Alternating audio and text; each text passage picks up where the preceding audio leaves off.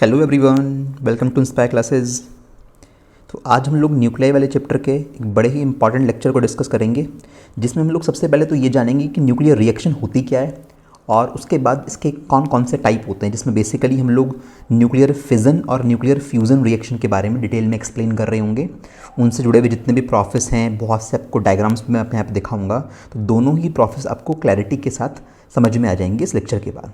ठीक है, तो चलिए शुरू करते हैं। तो सबसे पहली बात कि न्यूक्लियर रिएक्शन होती क्या है।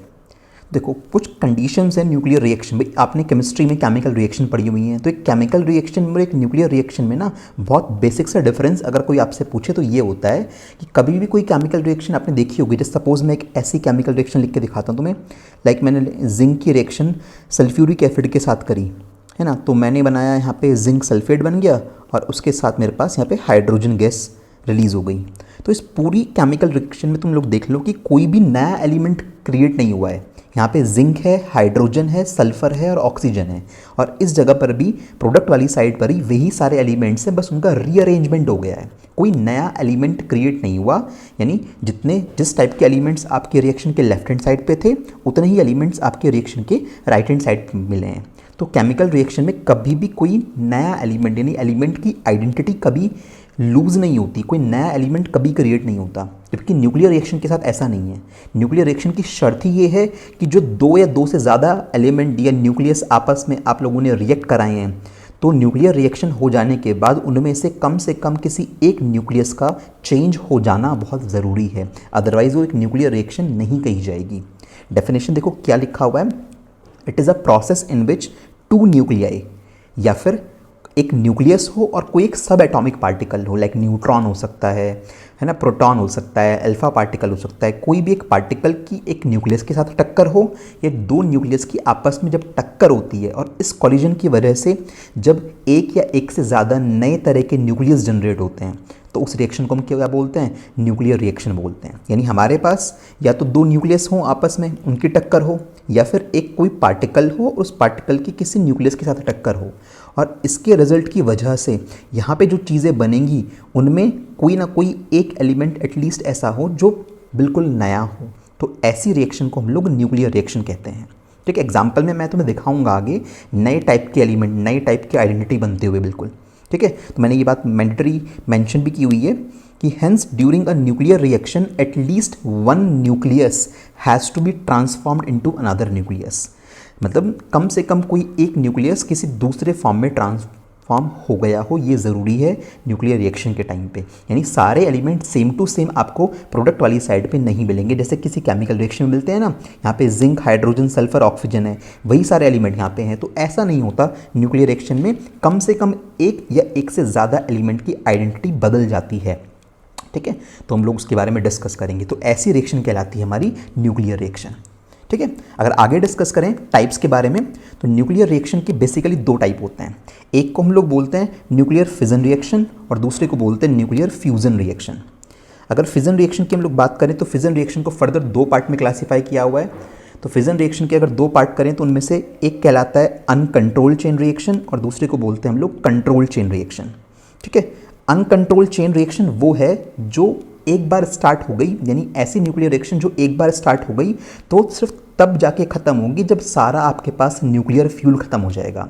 यानी एक बार स्टार्ट हो जाने के बाद उस पर हमारा कोई कंट्रोल नहीं होता, वो अपने आप ऑटोमेटेड प्रोसेस से कैरी होती रहती है, और जब ख़त्म होगी जब सारा न्यूक्लियर फ्यूल ख़त्म हो जाएगा। यानी एक बार स्टार्ट हो जाने के बाद उसको रोकने का कोई तरीका नहीं होता। ऐसी रिएक्शन तब होती है जब एटम बॉम्ब डेटोनेट किया जाता है। जैसा हिरोशिमा और नागासाकी पे सेकेंड वर्ल्ड वॉर के टाइम पे यूएसए ने बॉम्ब गिराए थे, तो उस टाइम पे वो जो एटम बॉम्ब गिरे थे, उन एटम बॉम्ब के एक्सप्लोजन के टाइम पे जो रिएक्शन होती है वो एक अनकंट्रोल्ड चेन रिएक्शन है, जो फिजन टाइप की रिएक्शन कहलाती है। फिजन का वर्ड मतलब आगे सिखाऊंगा, ये सब चीज़ें आप पढ़ोगे, डोंट वरी अबाउट दैट। अभी एक ओवरव्यू ले लो चार्ट के बारे में कि क्या क्या चीज़ें हैं। दूसरी है कंट्रोल चेन रिएक्शन। अब अगर मैं आपसे ये बोलूँ कि जो काम एटम बॉम्ब के अंदर होता है अनकंट्रोल्ड वे में, कि एक बार एटम बॉम्ब डेटोनेट हुआ तो हमारा उसके ऊपर कोई कंट्रोल नहीं है, वो रिएक्शन तब जाके ख़त्म होगी जब सारा न्यूक्लियर फ्यूल ख़त्म हो जाएगा। बट कंट्रोल चेन रिएक्शन में क्या होता है, एटम बॉम्ब के अंदर होने वाली रिएक्शन को ही हम लोग क्या करते हैं, कंट्रोल अमाउंट में कैरी आउट कराते हैं, है ना। मतलब कि वो रिएक्शन हम अपने रिक्वायरमेंट के अकॉर्डिंग उसमें कितनी एनर्जी रिलीज़ होनी है ये हम अपने अकॉर्डिंग डिसाइड कर सकते हैं। तो हमारे कंट्रोल में जो चेन रिएक्शन होती है पूरी तरह से उसको हम लोग बोलते हैं कंट्रोल चेन रिएक्शन। और ये कहाँ होती है? जो रिएक्टर होते हैं, न्यूक्लियर रिएक्टर, जिनसे आज के टाइम में हम इलेक्ट्रिसिटी बनाते हैं, तो वो सारे न्यूक्लियर फिजन रिएक्टर जो हैं वो कंट्रोल चेन रिएक्शन के ऊपर बेस्ड होते हैं। तो वहाँ पे जो भी फिजन रिएक्शन हो रही है वो कंट्रोल वे में की जा रही है। तो एक तो ये हो गया फिजन वाला प्रोसेस। इसके अलावा एक जो दूसरा प्रोसेस है जिसे बोलते हैं न्यूक्लियर फ्यूज़न। तो फ्यूज़न के ऊपर बेस्ड बेसिकली अगर मैं आपसे बोलूँ कोई रिएक्टर तो नहीं बना पाए हैं हम आज तक, क्योंकि फ्यूज़न में आप देखोगे कि बहुत सी कंडीशंस हैं, इतनी टिपिकल टर्म्स एंड कंडीशंस हैं न्यूक्लियर फ्यूज़न कराने के लिए कि उनको अर्थ पे कैरी आउट करा पाना बड़ा ही मुश्किल है। कंट्रोल वे में हम उसे अभी तक कैरी आउट नहीं करा पाए हैं सही से। तो फिर भी डिस्ट्रक्टिव पर्पस से बात करें तो इंसान ने फ्यूज़न के ऊपर बेस्ड हाइड्रोजन बॉम्ब बना लिया है। और ये हाइड्रोजन बॉम्ब जो एटम बॉम्ब ब्लास्ट हुआ था ना वहाँ पे हिरोशिमा नागासाकी पे, उससे बहुत ज़्यादा डेंजरस है। तो हाइड्रोजन बॉम्ब न्यूक्लियर फ्यूज़न पर बेस्ड होता है। इसके अलावा जो सन है और सन जैसे जो अदर स्टार्स हैं उनके अंदर जो एनर्जी, इतनी ज़्यादा एनर्जी जो प्रोड्यूस होती है, वहाँ पर भी ऐसा माना जाता है कि फ्यूज़न रिएक्शंस हो रही हैं लगातार और उसकी वजह से सन हमारी अर्थ तक या हमारे सोलर सिस्टम में इतनी unlimited amount of energy supply करता है। तो सन की एनर्जी का या सन जैसे जो अदर स्टार्स हैं उनकी एनर्जी का सोर्स भी न्यूक्लियर फ्यूज़न रिएक्शंस को माना जाता है। तो इतना भी ओवरव्यू हम लोगों ने देखा, तो थोड़ा सा और आगे डिस्कस करते हैं और हमें बातें समझ में आएंगी। तो कोई ग्राफिकल फॉर्मेट में आपको दिखाया हुआ है एक न्यूक्लियर चेन रिएक्शन कि किस तरह से होती है। यहाँ पे आप ध्यान से देखो, ये आपका एक टारगेट न्यूक्लियस है ना, मतलब कि ये हो गया आपके पास एक टारगेट न्यूक्लियस। यहाँ पे आपके पास ये हो गया एक सब एटॉमिक पार्टिकल, ठीक है, you may call it neutron बोल सकते हो, कोई और पार्टिकल, सब एटॉमिक पार्टिकल। देखो होता ये है कि जैसे ये न्यूट्रॉन, ये सब एटॉमिक पार्टिकल इससे जाकर टकराता है, तो ये टकराए जब जैसे इसके अंदर पहुंचेगा तो अंदर स्टेबिलिटी क्रिएट कर देता है। और ये जो आपके पास एक सिंगल न्यूक्लियस था, आप देख रहे हो दो पार्ट में टूटने की कोशिश कर रहा है और उसके बाद इसके दो हिस्से हो गए।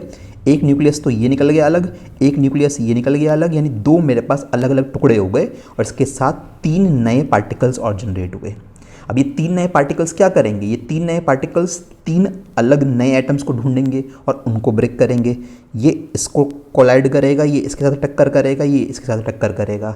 यानी रिएक्शन स्टार्ट हुई थी एक सिंगल न्यूट्रॉन ने, मान लो एक यूरेनियम का न्यूक्लियस था, है ना, उसके ऊपर टक्कर करी तो उसकी वजह से यूरेनियम दो पार्ट में टूट गया, दो अलग अलग पार्ट में टूटा।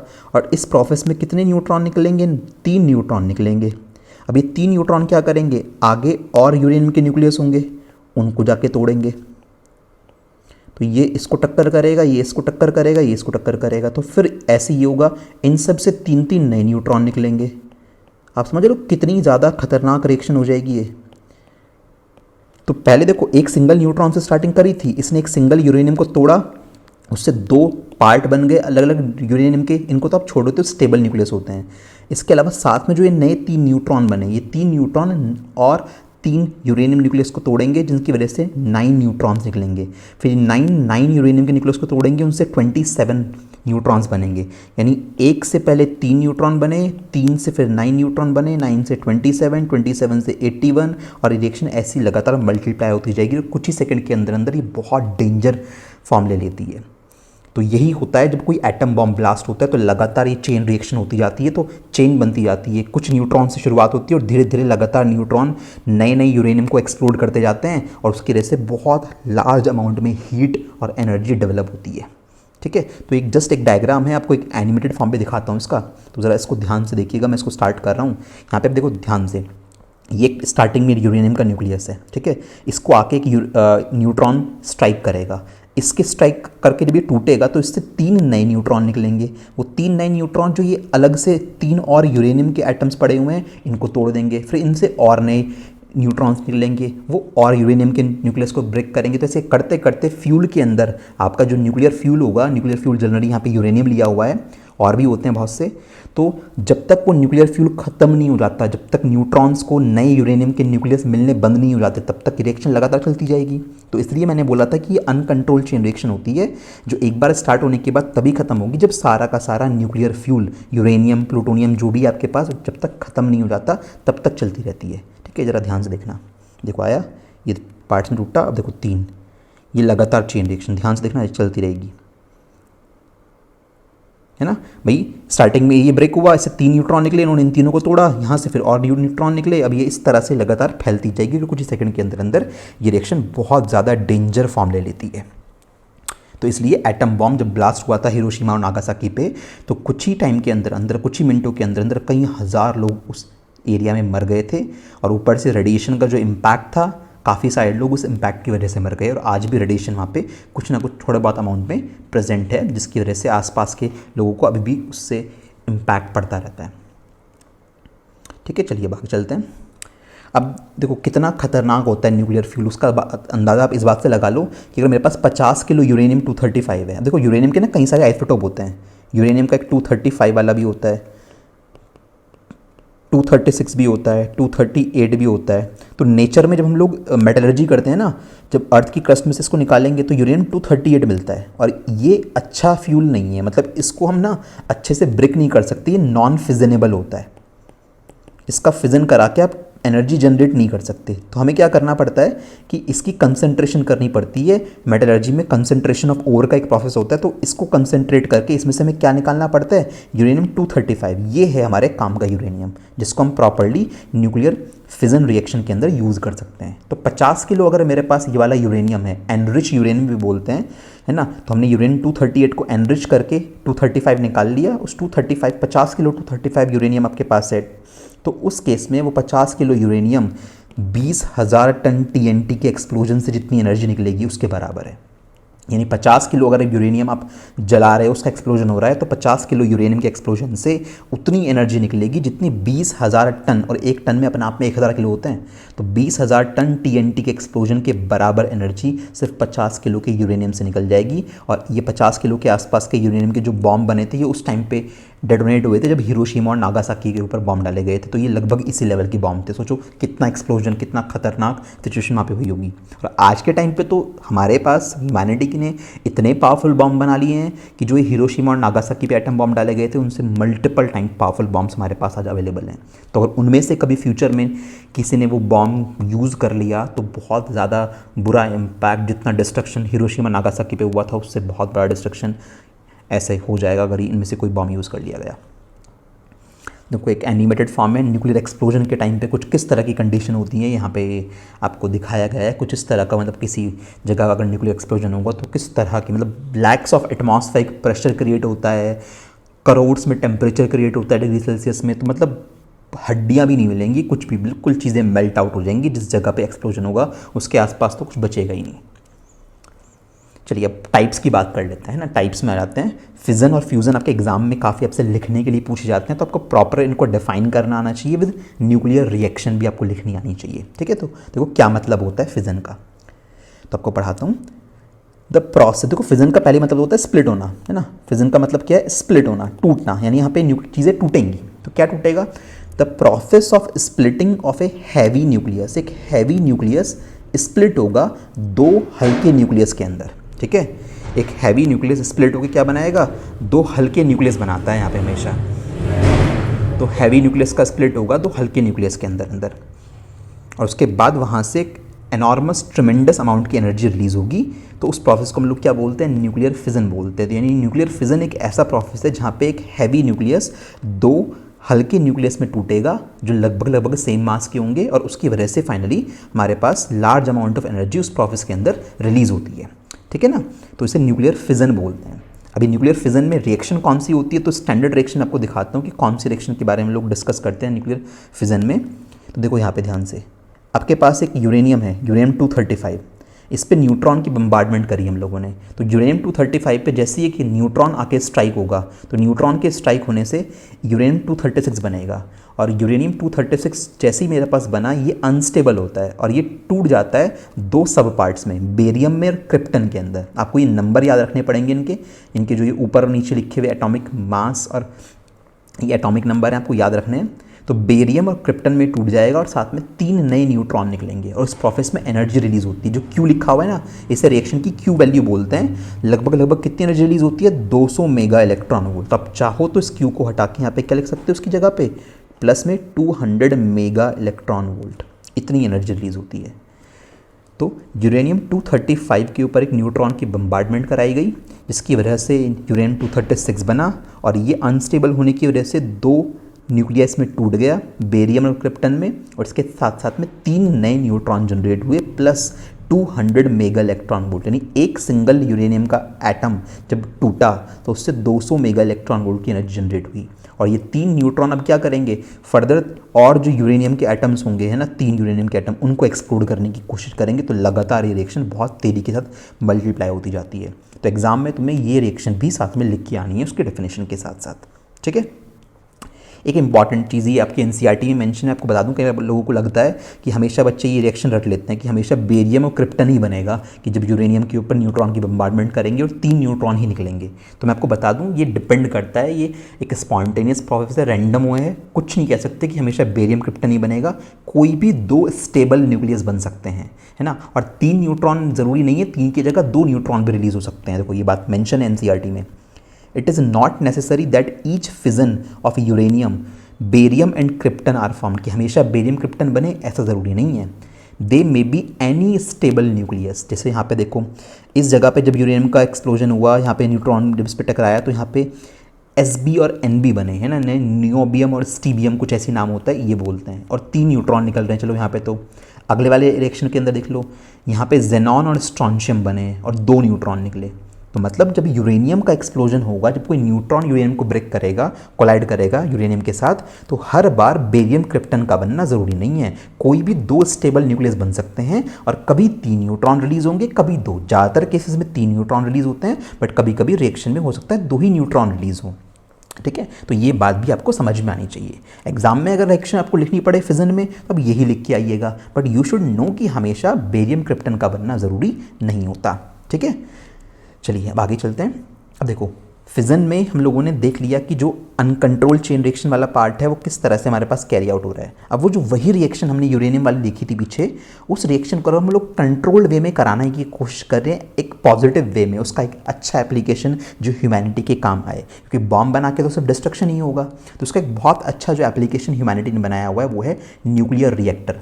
आज दुनिया में जितने भी न्यूक्लियर रिएक्टर हैं, याद रखना, सारे के सारे न्यूक्लियर रिएक्टर जो है ना, वो सारे फिजन पे बेस्ड हैं। फ्यूज़न रिएक्टर पे स्टिल वर्क चल रहा है। फ्यूज़न रिएक्टर अभी तक रियलिटी नहीं बने हैं। अभी दुनिया में सारे रिएक्टर न्यूक्लियर फिजन पे काम करते हैं, यानी वही रिएक्शन जो एटम बॉम्ब के अंदर होती है अनकंट्रोल्ड वे में, उसको हम कंट्रोल्ड वे में पूरे इस सेटअप के अंदर करा रहे होते हैं, ठीक है। तो न्यूक्लियर रिएक्टर एक ऐसा डिवाइस, एक ऐसा सेटअप है, बहुत बड़े एरिया में फैसिलिटी होती है ये, in which nuclear fission can be carried out through a sustained and controlled chain reaction, जहाँ पे प्रॉपरली अपनी इस रिक्वायरमेंट के अकॉर्डिंग लगातार हम लोग न्यूक्लियर फ्यूल बर्न करके उससे बेसिकली इलेक्ट्रिसिटी जनरेट कर रहे होते हैं, ठीक है। और इलेक्ट्रिसिटी के ढेर सारे आज के वर्ल्ड में एप्लीकेशन हैं, हमें हर जगह पे इलेक्ट्रिसिटी चाहिए होती है अपने डिफरेंट इंस्ट्रूमेंट्स ऑपरेट करने के लिए, ठीक है। तो ये न्यूक्लियर रिएक्टर है हमारे पास, जो अपने आप को एक डायग्राम में दिखाया हुआ है। इसके बारे में बहुत डिटेल में वैसे सच आपको जानने की ज़रूरत नहीं है। देखो कुछ फोटोज़ और देख लो,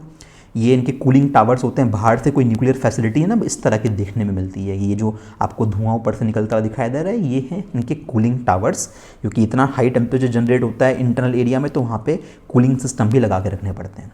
थोड़ा एक क्लोजर व्यू देख लो, तो इस तरह के ऊंचे ऊंचे जो टावर आपको जिस एरिया में दिखाई दें, तो इसका मतलब ये एक न्यूक्लियर फैसिलिटी है, यहाँ पे कोई न्यूक्लियर पावर रिएक्टर है, और ये काफ़ी ज़्यादा सिक्योर्ड जोन होता है।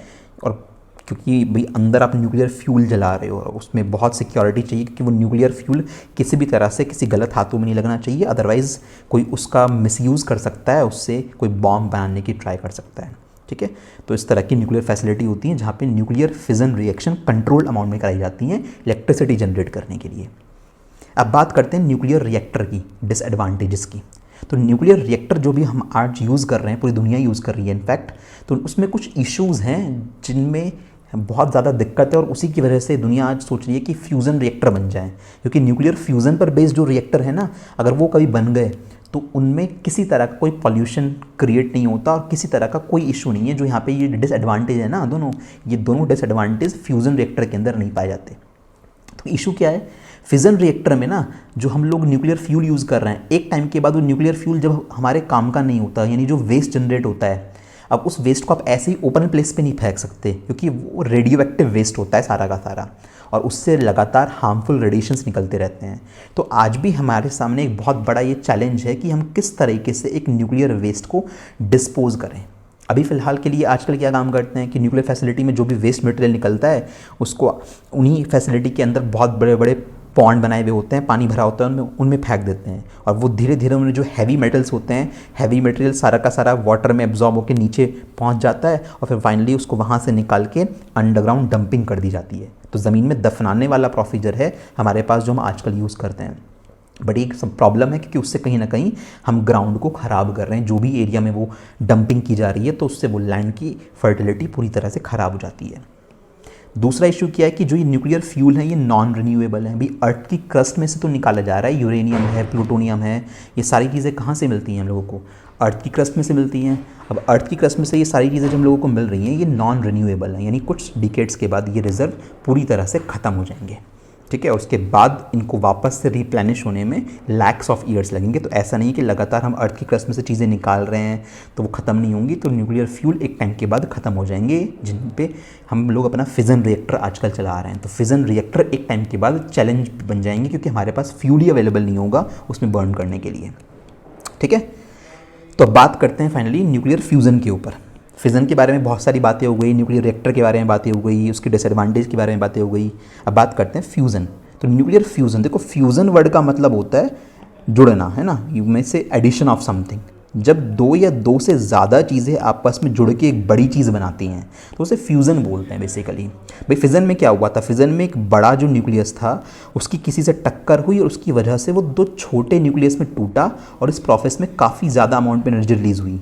यहाँ उल्टा होगा, यहाँ दो या दो से ज़्यादा छोटे न्यूक्लियस आपस में जुड़ के एक बड़ा न्यूक्लियस बनाएंगे। बात समझ में आ रही है? तो देखो डेफिनेशन में भी यही है, in nuclear fusion two or more than two lighter nucleus, दो या दो से ज़्यादा हल्के न्यूक्लियस आपस में कंबाइन होकर एक हैवी न्यूक्लियस बनाएंगे। तो यहाँ पे देखो एक 1H1 ये जो है ना, मतलब एक आइसोटॉप है ऑलरेडी, प्रोटियम नाम से आप लोगों ने पढ़ रखा है, ये हाइड्रोजन का आइसोटॉप है, तो इसको आप प्रोटॉन भी बोल सकते हो। तो दो प्रोटॉन्स आपस में कंबाइन हुए और उनके कॉम्बिनेशन से एक ड्यूटेरियम बना। साथ में ये पॉजिट्रॉन है, न्यूट्रिनो है, ये कुछ और एक्स्ट्रा पार्टिकल्स रिलीज़ होते हैं, कुछ अमाउंट में एनर्जी रिलीज़ होती है। ऐसे कई सारे स्टेप्स कैरी आउट होते रहते हैं। मैंने सिंगल आपको एक ही सिंगल रिएक्शन लिख के दिखाई है, मल्टी स्टेप प्रोसेस में कैरी आउट होती हैं। तो आप देख रहे हो दो हल्के न्यूक्लियस आपस में जुड़ के उन्होंने एक हैवी न्यूक्लियस क्रिएट किया। अभी जो ये प्रोसेस जितना आसान दिख रहा है ना रिएक्शन में लिखने में, इतना ईजी प्रैक्टिकली होता नहीं है, क्योंकि जब तो प्रोटॉन्स को आप पास लेके आओगे तो उनको पास लेके आते आते उनके बीच में न्यूक्लियर फोर्स काम करते हैं, स्ट्रॉन्ग न्यूक्लियर फोर्स काम करते हैं। तो दो प्रोटॉन्स को बहुत पास में लेके आने से स्ट्रॉन्ग न्यूक्लियर फोर्स का रिपल्शन लगने लगता है, और उस रिपल्शन को ओवरकम करना पड़ेगा आपको, क्योंकि आप जब दो प्रोटॉन्स है, एक प्रोटॉन ये रहा, दूसरा प्रोटॉन ये रहा, इनको पास लेके आ रहे हो लगातार। जब इनको तुम पास लेके आओगे तो एक लिमिट के बाद जब पास लेके आओगे तो ये एक दूसरे को रेपल करने लगते हैं, और उस रिपल्शन फोर्स को ओवरकम करने के लिए हमें बहुत हाई टेम्परेचर और प्रेशर की कंडीशन चाहिए होती हैं। यानी दो प्रोटॉन्स को आपस में मिला के एक नया न्यूक्लियस क्रिएट करना एक बहुत चैलेंजिंग टास्क होता है। इसमें crores of degree Celsius temperature चाहिए दो प्रोटॉन को आपस में मिलाने के लिए, और लैक्स ऑफ एटमॉस्फेरिक प्रेशर चाहिए। यानी न्यूक्लियर फ्यूज़न इतनी आसानी से कैरी आउट नहीं हो सकता जितनी आसानी से फिज़न हो पाता है। कंडीशन देखो क्या है फ्यूज़न के लिए, हमें बहुत हाई प्रेशर चाहिए, 10⁶ एटमॉस्फेरिक प्रेशर चाहिए फ्यूज़न करवाने के लिए। जिस एटमॉस्फेयर में हम रहते हैं वहाँ पे जनरली प्रेशर होता है नॉर्मली 1 एटमॉस्फेरिक प्रेशर 1 ATM का, और यहाँ पे 1 मिलियन टाइम्स प्रेशर है। इतने हाई प्रेशर पे तो मतलब चीज़ें बिल्कुल कोलैप्स हो जाएंगी। तो इतना हाई प्रेशर चाहिए और लगभग करोड्स ऑफ डिग्री सेल्सियस के आसपास का हम लोगों को टेम्परेचर चाहिए। तो इतने हाई और प्रेशर और टेम्परेचर पे एक न्यूक्लियर फ्यूज़न रिएक्शन हो सकती है सिर्फ, इसलिए ऐसी रिएक्शंस को थर्मो न्यूक्लियर रिएक्शन कहते हैं। यानी ऐसी न्यूक्लियर रिएक्शन जो बहुत हाई टेम्परेचर पे हो रही हैं और हाई प्रेशर की रिक्वायरमेंट है। अब ये कंडीशंस ना हमारे अर्थ पे कोई भी फ्यूल ऐसा नहीं है जिसे जला के आप crores of degree Celsius temperature generate कर सको और lakhs of atmospheric pressure generate कर सको। ऐसी कंडीशंस सिर्फ या तो सन पे अवेलेबल हैं, तो आपको अगर न्यूक्लियर फ्यूज़न करवाना है तो सन पे चले जाओ, जो प्रैक्टिकली पॉसिबल नहीं है। या इसके अलावा एक तरीका और है कि ऐसी कंडीशंस, इतनी हाई प्रेशर टेम्परेचर की कंडीशन तब जनरेट होती हैं एटमॉस्फेयर में जब एटम बॉम्ब ब्लास्ट होता है। तो इसका मतलब आपको न्यूक्लियर फ्यूज़न रिएक्शन अगर करानी है तो उसके लिए पहले तुम्हें एटम बॉम्ब डेटोनेट करना पड़ेगा। उस एटम बॉम्ब के डेटोनेट होने से एटमॉस्फेयर में इतना प्रेशर और टेम्परेचर क्रिएट होगा, तब जाके ये जो पीछे मैंने आपको दिखाए थे ये न्यूक्लियस आपस में कंबाइन हो पाएंगे और एक न्यूक्लियर फ्यूजन रिएक्शन स्टार्ट हो पाएगी। यानी न्यूक्लियर फ्यूजन रिएक्शन के ऊपर बेस्ड हाइड्रोजन बॉम्ब, मैंने बताया था ना हाइड्रोजन बॉम्ब बेस्ड है, तो हाइड्रोजन बॉम्ब को जब डेटोनेट किया जाता है, टेस्ट वगैरह तो किए गए हैं ना, नॉर्थ कोरिया ने भी किए हैं, यूएसए ने भी किए हुए हैं, तो जब उसका टेस्ट किया जाता है हाइड्रोजन बॉम्ब का, वो तो फ्यूज़न पर बेस्ड है, तो उस केस में वो कैसे डेटोनेट होगा, तो उसके लिए वो क्या करते हैं, उसकी स्ट्रक्चर ऐसी बनाई जाती है कि उसके अंदर पहले एक एटम बॉम्ब रखा जाता है। तो पहले वो छोटा एटम बॉम्ब डेटोनेट किया जाएगा, उस एटम बॉम्ब के डेटोनेट होने से एटमॉस्फेयर में लैक्स ऑफ एटमॉस्फेरिक प्रेशर और करोड्स में टेम्परेचर जनरेट होगा। उतने हाई प्रेशर और टेम्परेचर वाली कंडीशन में जाके फिर वो जो फ्यूज़न वाला मटेरियल रखा हुआ है वो स्टार्ट होगा, और उसके बाद एक बहुत मतलब ऐसे मान लो एक्सट्रीम लेवल पे जो एक्सप्लोजन होगा, फिर वो यू कैन से अनकमेंडेबल होगा, बहुत हाई अमाउंट में एनर्जी वो रिलीज़ कर रहा होगा। तो न्यूक्लियर फ्यूज़न कराने के लिए इतनी टफ कंडीशंस हैं, इस वजह से हम अभी तक कोई प्रैक्टिकली न्यूक्लियर फ्यूज़न रिएक्टर नहीं बना पाए जो कंट्रोल अमाउंट में हमारे लिए काम करे। तो फ्यूज़न रिएक्टर हमारे पास आज भी रिसर्च में है, बहुत सी कंट्रीज इसके ऊपर काम कर रही हैं, क्योंकि फ्यूचर में अगर कभी न्यूक्लियर फ्यूज़न रिएक्टर बना ना, तो फ्यूज़न करवाने के लिए जो हमें फ्यूल चाहिए है ना, ये प्रोटियम या ड्यूटीरियम, ये हमें वाटर से मिल सकता है आराम से। वाटर के अंदर हमारे पास हाइड्रोजन होती है और लोग हाइड्रोजन से आराम से इसके आइसोटॉप एक्सट्रैक्ट कर सकते हैं, और ये हमारा एक बहुत अच्छा न्यूक्लियर फ्यूल बन जाएगा।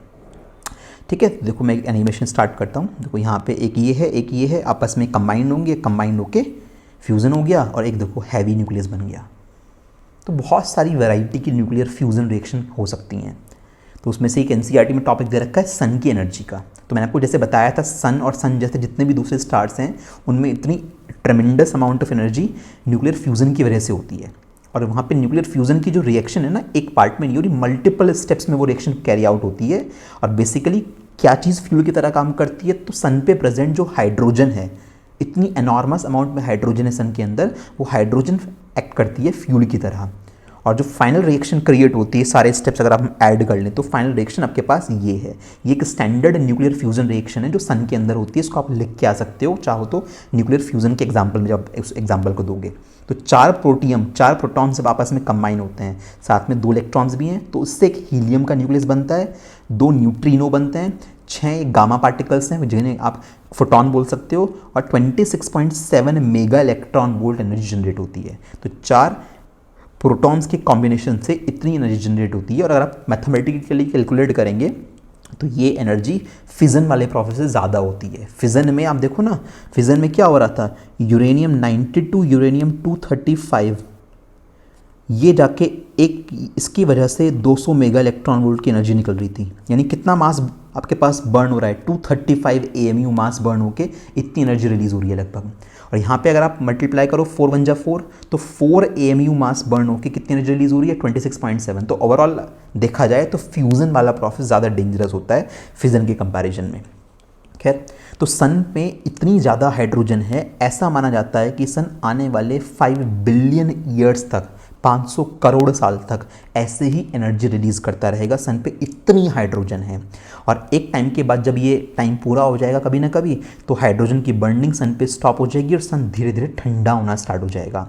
और ठंडा होते होते वो अपनी ग्रेविटी की वजह से, भाई मास तो उसमें बहुत ज़्यादा है ना, तो अपनी ग्रेविटी की वजह से सन एक टाइम के बाद आके कोलैप्स कर जाएगा, और उस कोलैप्स होने की वजह से सन की कोर का टेम्परेचर फिर से बढ़ जाएगा, और उसकी वजह से धीरे धीरे सन का आउटर लेयर जो है वो एक्सपैंड होगी, और फाइनली सन जो है एक रेड जाइंट में कन्वर्ट हो जाएगा। तो ये किसी स्टार की जो है लाइफ साइकिल्स होती हैं, कैसे कैसे एक स्टार एक स्टेज से दूसरी स्टेज पे पहुंचता है। तो फिलहाल आप ये मान के चलें कि सन पे इतना फ्यूल आज भी अवेलेबल है कि आने वाले करोड्स ऑफ ईयर्स तक हमारा सन ऐसे ही एनर्जी एमिट करता रहेगा जैसे हम लोगों को आज अर्थ पे एनर्जी मिल रही है। इतना दूर है सन हमारे से, एवरेज डिस्टेंस 15 करोड़ किलोमीटर की है, स्टिल सन इतनी ज़्यादा एनर्जी हमारी अर्थ तक पहुँचा देता है। चलो एक MCQ करते हैं। A fusion reaction takes place at very high temperature. Fusion reaction के बहुत हाई टेम्परेचर पे होने का कारण क्या बताया था ना मैंने आपको, वो जो 2 प्रोटॉन्स हैं है ना, जो भी आप 2 न्यूक्लियस ला रहे हो उनको पास में लाने के लिए जो स्ट्रॉन्ग न्यूक्लियर फोर्स लग रहे हैं इनके बीच में, उन स्ट्रॉन्ग न्यूक्लियर फोर्स को ओवरकम करना होता है ना, नहीं तो ये दोनों आपस में कंबाइंड ही नहीं हो पाएंगे। तो उस वजह से बहुत हाई टेम्परेचर प्रेशर चाहिए होता है। देखते हैं कौन सा ऑप्शन आएगा। Atoms get ionise at high temperature, ऐसा इसलिए होता है कि हाई टेम्परेचर पे एटम आयोनाइज हो जाते हैं? नहीं, ये रीज़न नहीं है।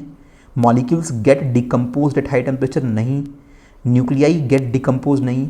Due to their high energy nuclei overcome their mutual repulsion and combine? हाँ, ये सही है। हाई टेम्परेचर पे उनकी एनर्जी बहुत ज़्यादा हो जाएगी, और जब बहुत ज़्यादा एनर्जी के साथ जब एक दूसरे की तरफ दौड़ेंगे तो इनके बीच में लगने वाला जो रिपल्शन फोर्स है वो ओवरकम हो जाएगा। तो उस रिपल्शन फोर्स को ओवरकम करने के लिए, उन न्यूक्लियस को आपस में जोड़ने के लिए हमें बहुत हाई टेम्परेचर चाहिए होता है। तो option D will be the correct part. ठीक है। एक ही क्वेश्चन सीबीएसई में काफ़ी ईयर पहले आया हुआ है। क्वेश्चन ये कहता है, some scientists have predicted that a global nuclear war on the earth would be followed by a nuclear winter.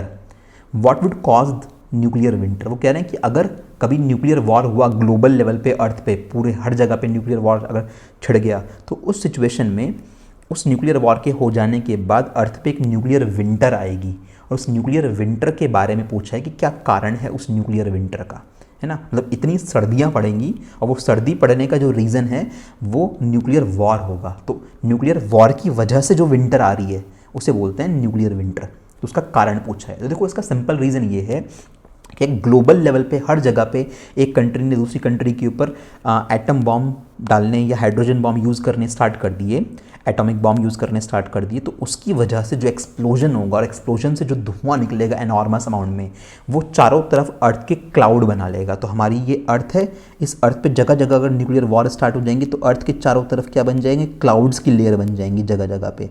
और ये क्लाउड की लेयर क्या करेंगी? सन से जो लाइट हमारे अर्थ तक आ रही होगी उस लाइट को अब आने ही नहीं देंगी। वो लाइट इस क्लाउड की लेयर के बीच में फंस जाएगी, जिसकी वजह से अर्थ का टेम्परेचर लगातार कम होना स्टार्ट हो जाएगा, और एक टाइम पे अर्थ बिल्कुल एक चिल्ड प्लेनेट की तरह बन जाएगा। -150 -200 डिग्री सेल्सियस के आसपास, जैसे मून पे होता है ना टेम्परेचर, उतना टेम्परेचर फिर अर्थ पे होना स्टार्ट हो जाएगा। देखो answer, the clouds produced by global nuclear war, जो क्लाउड्स बनेंगे धुएं के, would perhaps cover major parts of the sky. तो आसमान के ज़्यादातर हिस्से को वो क्लाउड्स कवर कर लेंगे, और उस वजह से सनलाइट अर्थ तक नहीं आ पाएगी ज़्यादातर हिस्सों तक, and that's why it will bring a nuclear winter on the earth. तो अर्थ पे जितने लोग उस न्यूक्लियर वॉर की वजह से मरेंगे वो तो मरेंगे, उसके बाद जो बचे कुछ होंगे वो उस न्यूक्लियर विंटर की वजह से मर जाएंगे, क्योंकि -150 -200 डिग्री सेल्सियस पे इंसान जिंदा नहीं रह सकता। ठीक है ना। इसके बाद अब ये क्वेश्चन आप कर सकते हैं आराम से। फिजन और फ्यूज़न वाले प्रोसेस में कुछ 5-6 डिफरेंस ज़रूर तैयार कर लेना, क्योंकि अक्सर ये एग्जाम में आपसे पूछ लिए जाते हैं।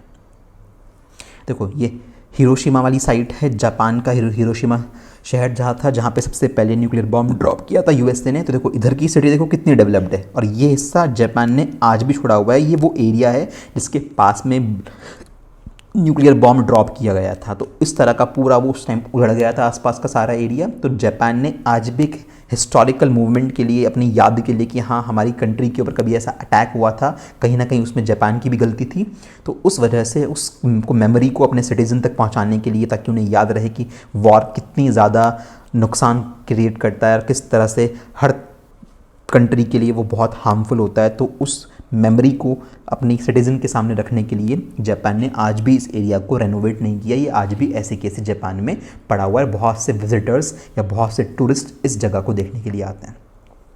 इसके अलावा न्यूक्लियर डिज़ास्टर एक हुआ था चेरनोबिल में, यूक्रेन के अंदर पड़ता है चेरनोबिल, है ना। 1986 में एक बहुत खतरनाक डिज़ास्टर हुआ था। कभी इसका यूट्यूब पे आप वीडियो देखना, चेरनोबिल न्यूक्लियर डिज़ास्टर डाल के। तो उसमें इस सिटी का एक बहुत बुरी हालत हुई थी। वहाँ पे एक न्यूक्लियर रिएक्टर फट गया था, तो पूरी की पूरी सिटी बर्बाद हो गई थी। इसकी कुछ फोटोज़ आप देख सकते हो, जैसे ये है, ये कुछ पार्क वगैरह वहाँ पे बनने वाले थे। तो पूरा का पूरा शहर, मतलब अभी आज भी ये घोस्ट सिटी के नाम से पूरा शहर बर्बाद हो चुका है। यहाँ पे कुछ नहीं बचा, कोई यहाँ पे नहीं रहता। दूर दूर तक रेडिएशन का अमाउंट बहुत ज़्यादा है आसपास के एरिया में, तो पूरी तरह से ये घोस्ट सिटी बन चुका है। ठीक है ना। तो बस इतना ही आपको इस लेक्चर में पढ़ाना था। तो अपने फाइनली